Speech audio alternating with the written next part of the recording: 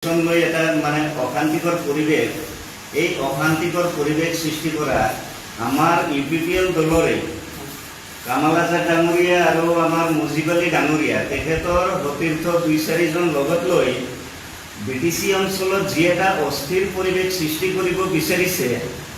আচলতে তেখেতসকলে ৰাইজৰ মাজত বিটিসি অঞ্চলৰ প্ৰত্যেকটো জাতি জনগোষ্ঠীৰ মাজত এটা বিবাদ সৃষ্টি কৰিবহে তেখেতসকলে বিচাৰিছে।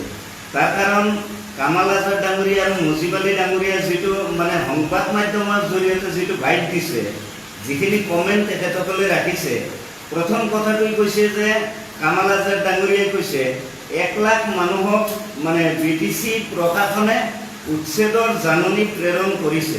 আচলতে এই কথাবিলাক সম্পূৰ্ণ ভুৱা। মই গুৱাহাটী উচ্চ ন্যায়ালয়ৰ এইটো হৈছে জাজমেণ্ট কপি। এই জাজমেণ্ট কপি আপোনালোকে ফটো মাৰি ল'ব পাৰে, ইয়াৰ কপি আপোনালোকে পাই যাব। আচল ৰহস্যটো কি আছে? আচলতে ৰাজনৈতিকভাৱে কিছুমান ব্যক্তিয়ে মুনাফা আদায় কৰাৰ স্বাৰ্থত এই ষড়যন্ত্ৰত লিপ্ত হৈছে আৰু ৰাইজৰ মাজত এটা ভুল মেছেজ দিব বিচাৰিছে। এইটো হৈছে দ্বিতীয় গুৱাহাটী উচ্চতম ন্যায়ালয়ৰ হাইকোৰ্টৰ জাজমেণ্ট। ইয়াত স্পষ্টভাৱে মানে মেনশ্যন কৰা আছে 300 বিঘা মাটি। এই 300 বিঘা মাটি ইয়াত গুৱাহাটী হাইকোৰ্টৰ আৰু এটা জাজমেণ্ট কপি আছে। ইয়াত গোটেইখিনি বেনিফিচিয়াৰী, কোনবিলাক বেনিফিচিয়াৰীয়ে ইভিকশ্যন নোটিছ পাব ইয়াত মেনশ্যন আছে।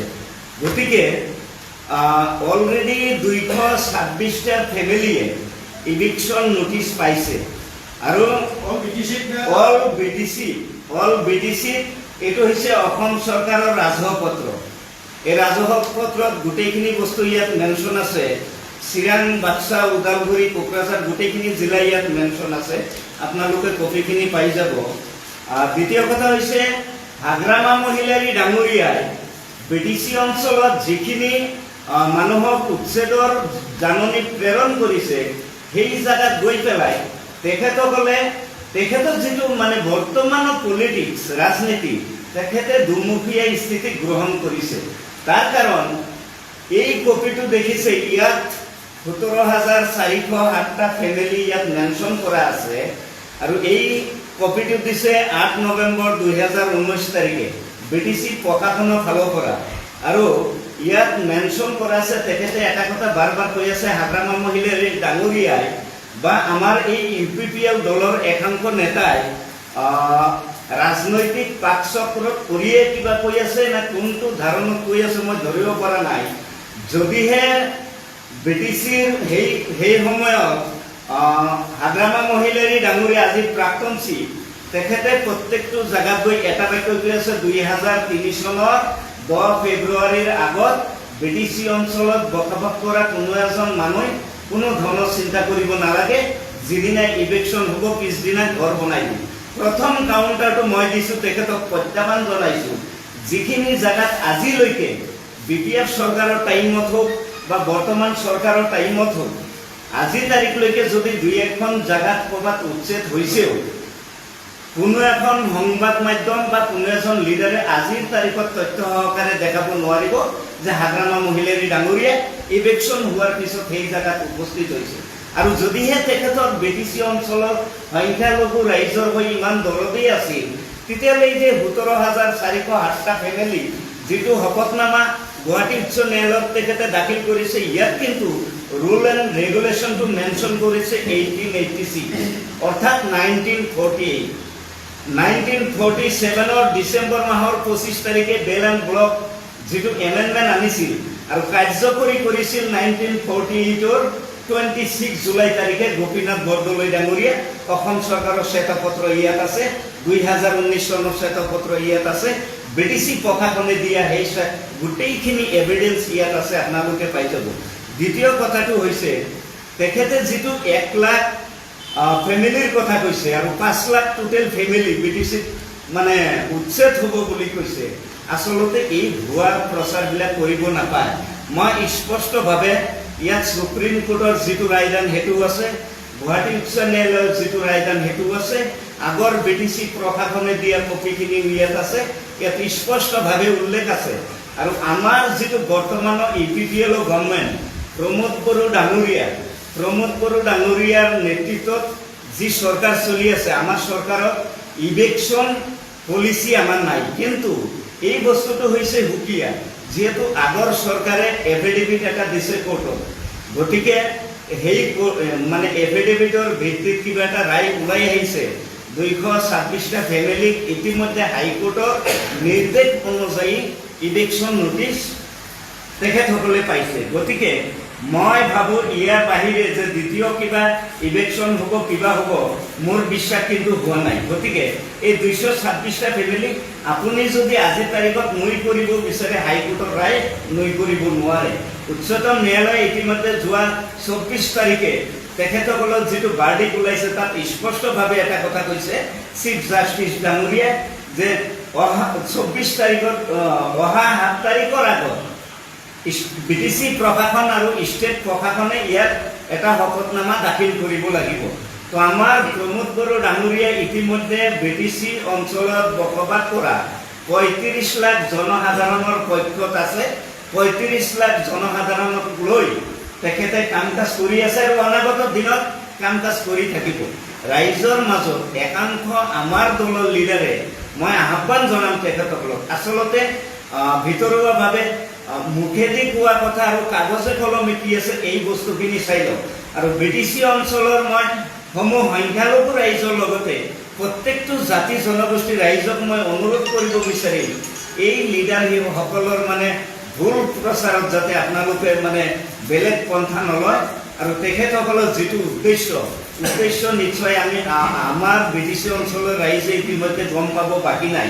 গতিকে এই ইভিকশ্যন লৈ মই বিটিসি অঞ্চলত প্ৰত্যেকটা ৰাইজক প্ৰত্যেক দল সংগঠন লগতে আমাৰ বিশেষকৈ সংখ্যালঘু ৰাইজ আৰু নেতাকৰ্মীসকলক এটাই আহ্বান জনাম যে এই ইলেকশ্যন মেটাৰটো লৈ যাতে কোনো ধৰণৰ ভুল মেছেজ ৰাইজৰ মাজত নিদিয়ে। আৰু ইয়াত স্পষ্টভাৱে ইয়াত মই গোটেইখিনি বস্তু মানে উপস্থাপন কৰিছোঁ।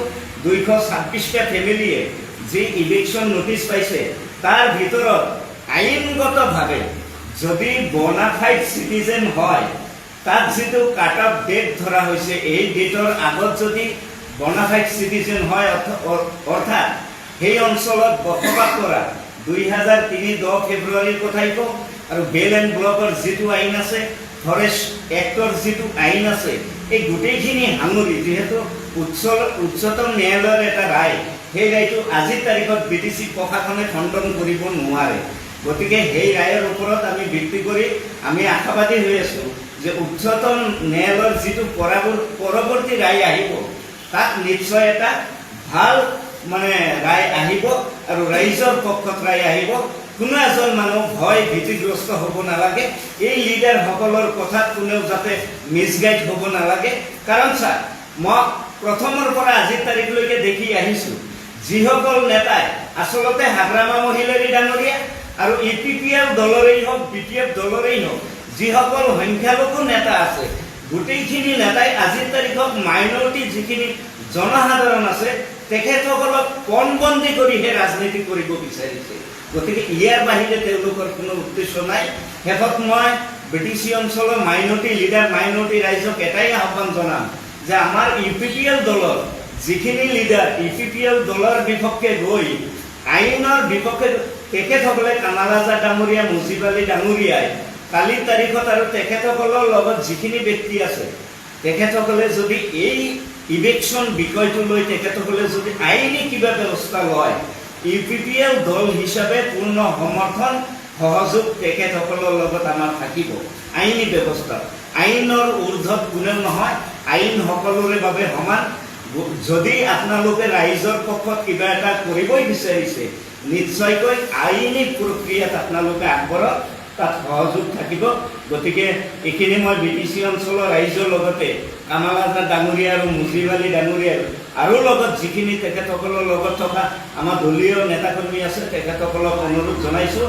তাৰ লগতে যি দুইজন নেতাই যোৱা সপ্তাহত মানে এটা প্ৰেছ মিট ওলাইছে আমাৰ শ্বাহজাহান আলী ডাঙৰীয়া আৰু মইনুল হক ডাঙৰীয়া দলৰ বিপক্ষে যিখিনি কথা কৈছে কথা কোৱাৰ অধিকাৰ চবৰে আছে, তাত ক'ব লগা আমাৰ 1% নাই। কিন্তু তেখেতসকলে অলৰেডি 1 বছৰ আগৰ পৰা দলীয় কোনো ধৰণৰ কাম কাজত লিপ্ত নাই। গতিকে যিজন ব্যক্তি কোনো কমিটিত নাই, যিজন ব্যক্তি দলীয় কাম কাজত কোনো ধৰণৰ জড়িত নাই, তেখেতসকলে দল ত্যাগ কৰা নকৰা কোনো প্ৰশ্নই আহি নপৰে আৰু তেখেতসকলে দল বাদ দিয়া আমাৰ দলৰ কোনো ধৰণৰ ক্ষয়ক্ষতি নহয়। এইখিনি কথা স্পষ্টভাৱে মই জনাই দিছোঁ। এই কথাৰ জৰিয়তে BTC আমাৰ মাইনৰিটিসকলক বিশেষকৈ অনুৰোধ জনাইছোঁ, প্ৰমোদ বড়ো ডাঙৰীয়াৰ ওপৰত বিশ্বাস ৰাখক আৰু গুৱাহাটী হাইকোৰ্টৰ উচ্চতম ন্যায়ালয়ত যিখিনি প্ৰশাসনিক বিষয়া আছে, চিফ জাষ্টিছৰ পৰা আৰম্ভ কৰি ষ্টেট গভৰ্ণমেণ্টৰ যিখিনি বিষয়া ইয়াত জড়িত হৈ আছে, লগতে BTC প্ৰশাসনৰ উপায়ুক্ত মহোদয়সকলো যিহেতু ইয়াত জড়িত হৈ আছে, প্ৰত্যেকটো প্ৰশাসনৰ লগত বিশ্বাস ৰাখক, তেখেতসকলৰ ওপৰত আস্থা ৰাখক। মোৰ বিশ্বাস আৰু মই যিখিনি ইণ্টাৰনেল হিচাপে জানো, অকল দল কৰিছোঁ সেই কথা বুলি নহয়, মই যিখিনি ইণ্টাৰনেল হিচাপে জানো, মই ডাঠি ক'ব পাৰোঁ 226টা ফেমিলি আইনগতভাৱে হাইকোৰ্টে কি ৰায় দিছে, BTC প্ৰশাসনে কি কৰে, আগৰ চৰকাৰে কি কৰিছে, তাৰ বাহিৰে কোনো এজন মানুহৰ ক্ষয়ক্ষতি নহয় বুলি স্পষ্টভাৱে মই জনাইছোঁ। এই যিসকল লোক আছে তেওঁলোক কোনোবা দলৰ ষড়যন্ত্ৰ কৰি হৈছে নেকি, যিসকল আপোনাৰ দলৰ মানুহ, আপোনালোকৰ ঘৰৰে আচলতে কৰ্মীয়ে আপোনালোকৰ এগেইনষ্টতে এটা স্পীড দিলে, তেওঁলোকৰ ওপৰত এতিয়া আপোনালোকে কি ব্যৱস্থা ল'ব আছে? আচলতে তেওঁলোকৰ ওপৰত ব্যৱস্থা ল'ব লগা আমাৰ দলীয় যিটো অনুশাসনমূলক ব্যৱস্থা আছে, দলৰ যিহেতু এজন সভাপতি আছে, সভাপতিৰ লগতে PMB বডি এটা আছে, গতিকে পলিচি মেকিং বডি আৰু আমাৰ চিফ ডাঙৰীয়া যিহেতু তেখেতেই দলৰ সভাপতি, তেখেতসকলৰ ওপৰত কি ব্যৱস্থা লয় সেইটো হৈছে দলৰ এখতিয়াৰৰ কথা। গতিকে তেখেতসকলে, মই ভাবোঁ, মোৰ বিশ্বাস যে তেখেতসকলে কোনোবা ৰাজনৈতিক দলৰ পাকচক্ৰত পৰি BTC অঞ্চলৰ মানুহখিনিক এটা বিপথে পৰিচালিত কৰাৰ কাৰণে